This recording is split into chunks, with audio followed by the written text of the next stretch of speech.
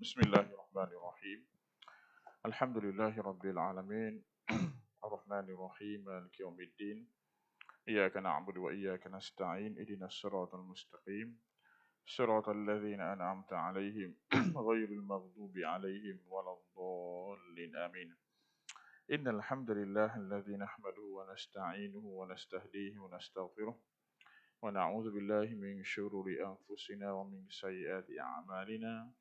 من يهده الله فلا مضل له ومن يضلل فلا هادي له وأشهد أن لا إله إلا الله وأشهد أن محمدا عبده ورسوله اللهم رب اشرح لي صدري ويسر لي أمري واحلل عقدة من لساني يفقهوا قولي فإن أشرف الحديث كتاب الله وخير الحديث حديث محمد صلى الله عليه وسلم وشر الأمور محدثاتها وكل محدثة بدعة اللهم علمنا ما جهلنا وذكرنا ما نسينا اللهم إنا نستودعك ما علمتني فارد إلي عند حاجة إليه اللهم اجعلنا من الذين يستمعون القول فيتبعون أحسنه منها خلقناكم وفيها نعيدكم ومنها نخرجكم تارة أخرى منها خلقناكم وفيها نعيدكم منها نخرجكم تارة أخرى منها خلقناكم وفيها نعيدكم منها نخرجكم تارة أخرى.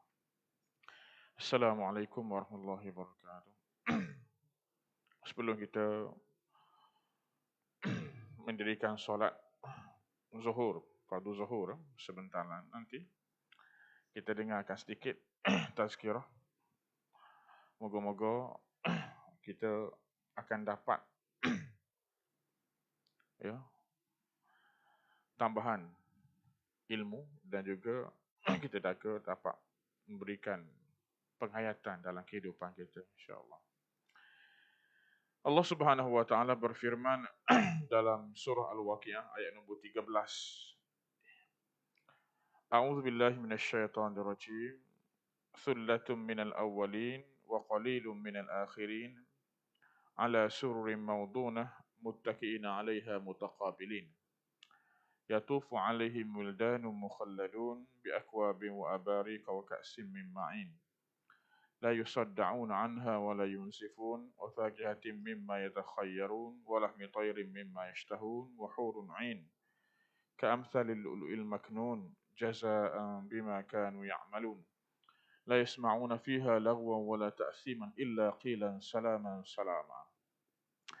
Alhamdulillah, kita bila mana di akhirat nanti, setelah kita dihimpunkan di padang mahsyar, kita semua ini Allah Subhanahu wa taala akan bahagikan kita kepada 3 golongan. Golongan yang pertama dinamakan golongan kanan. Golongan kanan itu ialah mereka yang akan ambil buku catatan amalan mereka dengan tangan kanan. Bila bermulanya hisab di hari akhirat, mula-mula sekali kita kena ambil buku kita dulu. Ambil buku amalan kita dulu. Yang 2 malaikat kita ni, Raqib dan Atid, sebelah kanan dan sebelah kiri kita ini. Jadi kedua malaikat ini catit semua apa yang kita lakukan. Dan akan dibukukan. Jadi bila bermulanya hisab di padang mahsyar, mula-mula sekali kita ambil buku dulu. Ambil buku catatan amalan kita dulu. Jadi golongan yang pertama, mereka yang akan ambil buku amalan mereka dengan tangan kanan. Fa ashabul maimanati ma ashabul maimanah. Mereka itu ialah golongan kanan, alangkah beruntunnya golongan kanan. Golongan kiri ialah yang kedua, golongan kiri. Golongan kiri bila dipanggil nama mereka, maka mereka akan berjalan ikut belakang. Golongan kanan tu dia berjalan ikut depan. Bila sampai depan, dia pun hulurkan tangan kanan dia untuk ambil buku amalan dia. Golongan kiri ni, golongan yang kedua ini, mereka berjalan ikut belakang.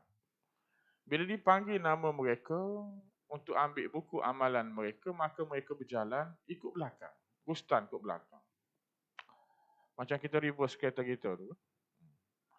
Jadi bila sampai depan, dihulukan dengan tangan kiri. Dahlah jalan ikut belakang. Kemudian dihulu dengan tangan kiri. Ini ialah golongan kiri. Wa ashabul masy'amati ma ashabul masy'amah. Alangkah celakanya golongan kiri. Alangkah menyesalnya mereka. Golongan yang ketiga, wasabiqun as-sabiqun, mereka tidak dipanggil nama mereka. Tak sebut pun nama mereka. Dan mereka tak ada di padang mahsyar. Jadi ada di antara kita, di padang mahsyar nanti tidak ada. Dan tidak disebut nama mereka. Untuk ambil buku amalan mereka. Mereka tak ada. Nak panggil macam mana? Mereka di mana? Mereka itu terus masuk ke dalam syurga. Oh, hebat. Ini sangat hebat. Ini sangat hebat. Terus masuk ke dalam syurga. Tanpa hisab. Ini ialah golongan wasabiqun as-sabiqun. Mereka yang di dunia ini suka mendahului buat benda baik. As-sabiqun ni mana? Orang yang suka mendahului buat benda baik. Kita memang suka buat benda baik. Dan benda baik itu banyak. Tolong orang, bantu orang. Macam-macam lah. Buat masjid ke. Tak. Tolong banjir ke. Apalah. Apa-apa saja. Buang ranting-ranting kayu ke kat tengah jalan. Tak. Banyak benda-benda baik. Belanja kawan. Banyak benda baik. Tapi mereka ini orang yang mendahului buat benda baik. Orang yang suka buat benda baik dan dia dahulu daripada orang. Itu mana wasabiqun as-sabiqun.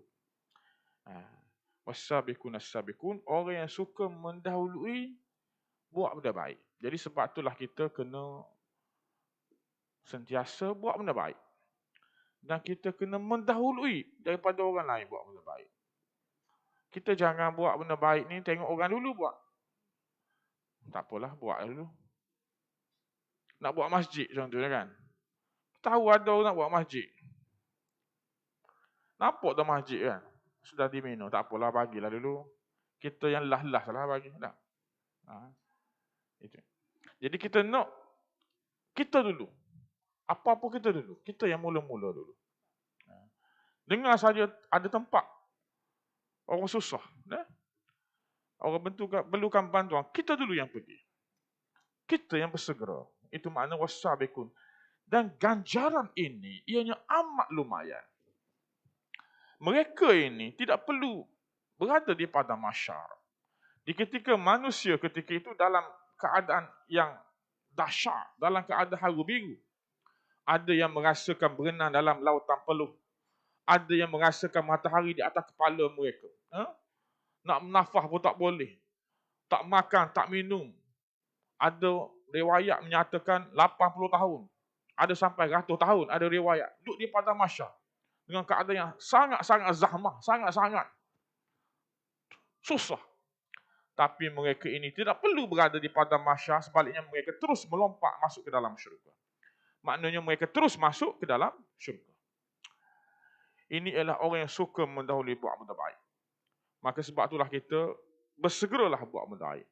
Dan kalau kita baca dalam kitab-kitab tafsir, ulama-ulama mentafsirkan ayat wasabiqun as-sabiqun, ayat nombor 10 surah Waqiah ini, mereka suka buat benda baik, mendahului buat benda baik ini, mula-mulanya diukur berdasarkan kepada sembahyang mereka. Mula-mula sekali, benda baik yang kita buat ni, yang mula-mula diukur dan diukur dan dinilai oleh Allah Ta'ala ialah sembahyang kita. Sembahyang kita. Hum awwalun nasi rohan ilal masajid. Jadi kalau boleh, sebelum azan kita dah masuk dalam masjid, dah masuk dalam surau. Dah ada di masjid, dah ada di surau. Duduk di soh depan. Soh depan. Ni ada juga orang masuk masjid awal. Tapi duduk di belakang. Rugi, sangat rugi. Nabi kata kalau kamu nampak pahala dan ganjarannya orang yang berada di soh hadapan dalam jemaah, berjemaah untuk semayang berjemaah, dan saya semua pakat berebut nak duduk di depan. Mungkin siapa berbalah, berebut nak duduk kat depan. Jadi rugi kita kalau kita masuk masjid tak duduk di depan. Dahulukan soh depan dulu. Lepas tu baru belakang. Pahala ini tak nampak. Kalau nampak pakat berebut, tapi kesannya itu, kesan selepas itu, kita akan nampak, kita akan rasa. Kita ni makin hari makin dekat dengan Allah. Rezeki kita makin murah. Hati kita tenang, jiwa kita lapang. Keluarga kita bahagia. Suami bertanggungjawab.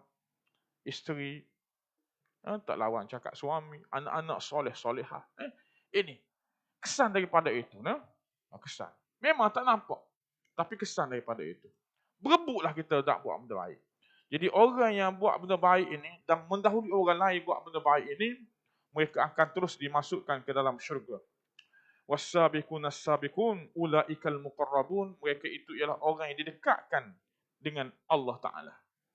Allah Ta'ala dekatkan dirinya dengan kita. Allah Ta'ala yang mendekatkan dirinya kepada mereka itu.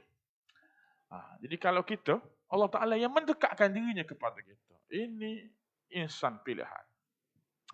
Ulaikal muqarrabun, dan mereka fi jannatin na'im, mereka akan dimasukkan ke dalam syurga yang penuh dengan kenikmatan. Di ketika mana mereka di dalam syurga itu, maka mereka akan disediakan nikmat yang sangat hebat. Orang lain duduk dalam keadaan dahsyat di padang mahsyar, tapi mereka duduk bersenang lena dalam syurga. Mana kawan aku ni tadi masa berjalan kepada mahsyar daripada kubur tu, dibangkitkan daripada kubur tu, berjalan sama-sama. Tapi tengok-tengok tak ada. Rupa-rupanya dalam syurga terus. Mereka berada, bila mana mereka dimasukkan ke dalam syurga, mereka berada di atas singgah-sana, katil-katil, takhta-takhta kebesaran yang bertatahkan emas dan permata, macam raja tu kan, duduk dalam istana kan, atas singgah-sana, duduk kaki duduk,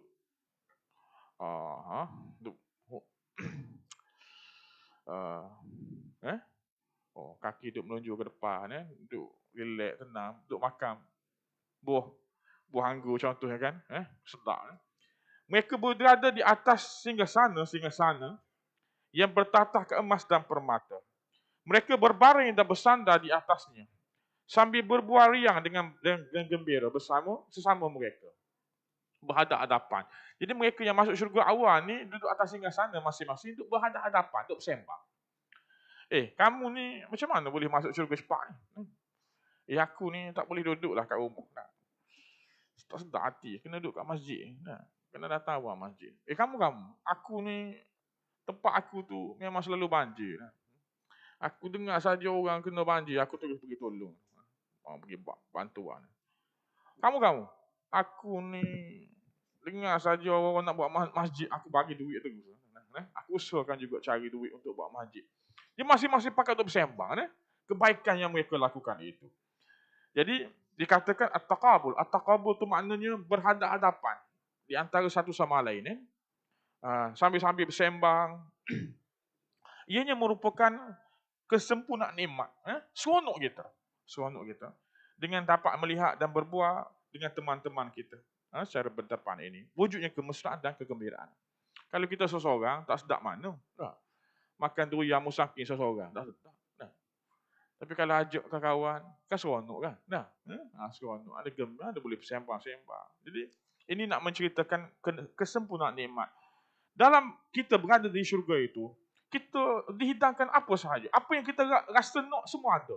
Nak makan. Tengok burung duk terbang. Oh sedapnya burung ni. Kalau aku makan daging burung ni kan, makan bakar ke, tengok-tengok dah ada depan mata. Kita pun makan. Lepas makan tu, tengok-tengok tu, burung terbang balik. Masya Allah. Burung terbang balik. Walahmi tayri mimma yashtahun. Serta daging burung dari jenis-jenis yang mereka ingini. Allah Ta'ala sebut daging burung ni sebab daging burung ini adalah daging yang paling sedap. Ya? Di antara daging-daging. Kita nak apa? Nak makan buah. Rasa nak musangking. Tengok-tengok dah ada kat depan kita. Oh, boleh kita nak petik, boleh tak nak petik. Tak apa, dia terbelah sendiri, kita makan. Oh sedapnya. Tengah-tengah makan tu, musangking. Tengok-tengok. Ada tumbuh tempat lain pula. Kita pergi petik. Buka, makan. Oh sedap lagi. Ini Allah Ta'ala sebut tuan-tuan. Fakihatim mimma yatakhayyarun. Iza inna rajula, sesungguhnya apabila seorang itu memetik sebiji buah dalam syurga, maka serta-merta kembali buah yang sama di tempat lain pula. Oh sedap ni. Dalam kita nak makan sedap, nak minum sedap, semuanya ada berlaku. Walaupun begitu masih ada pelayan dalam syurga. Jadi pelayan dalam syurga ini namanya wildan. Wildan ni bidadara lah. Kita dalam syurga nanti bukan ada bidadari saja, juga ada bidadara. Tapi bidadara ni khusus untuk orang yang masuk awal dalam syurga. Bukan semua masuk syurga dapat bidadara, dapat pelayan-pelayan lelaki ni. Ini special, pelayan lelaki ni dinamakan wildan. Ini bagi mereka yang masuk syurga awal sahaja. Dalam surah Waqiah Allah Ta'ala sebut, bagi mereka yang masuk syurga awal. Maka mereka akan diberi ke segala nikmat yang cukup hebat. Di samping itu mereka ada wildan. Yatufu alaihim wildanum khalladun. Mereka dilayani oleh anak-anak muda lelaki yang tetap kekal dalam keadaan mujanya yang tampan, yang badan sadu tu tak. Tuan nak makan apa tuan? Tuan nak minum apa tuan? Kita nak semua ada berlaku. Tapi masih lagi dilayani oleh pelayan-pelayan. Ini merupakan suatu kenikmatan yang amat hebat. Jadi ialah gambaran mereka yang akan masuk ke dalam syurga awal. Iaitu was-sabiqun as-sabiqun. Jadi tuan-tuan nak dapatkan syurga awal ni, kita kena usahalah sikit. Kena selalu buat benda baik dan mendahului orang buat benda baik. Dan jangan kita lupalah sembahyang ni kena datang sembahyang awal lah. Itu saja. Aku qouli hadza wa astaghfirullahal azim li wa lakum. Wassalamualaikum warahmatullahi wabarakatuh.